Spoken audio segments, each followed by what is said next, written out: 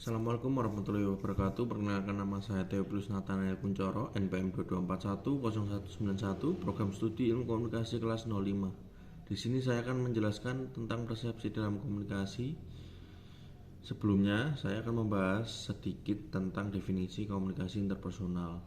Komunikasi interpersonal adalah sebuah proses pertukaran informasi, ide, pendapat, dan perasaan yang terjadi antara dua orang atau lebih.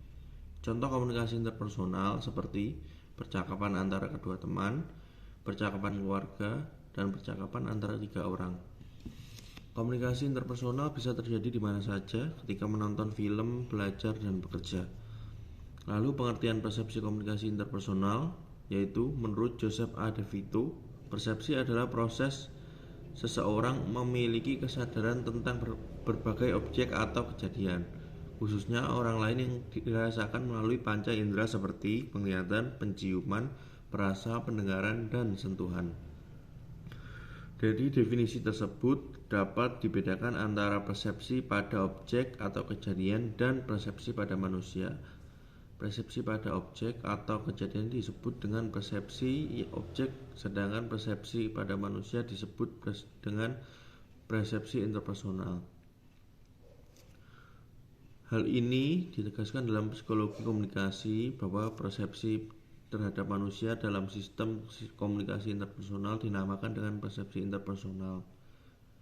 Kemudian proses persepsi interpersonal ada 5, yaitu yang pertama stimulasi, organisasi, interpretasi dan evaluasi, memori, dan pengingatan.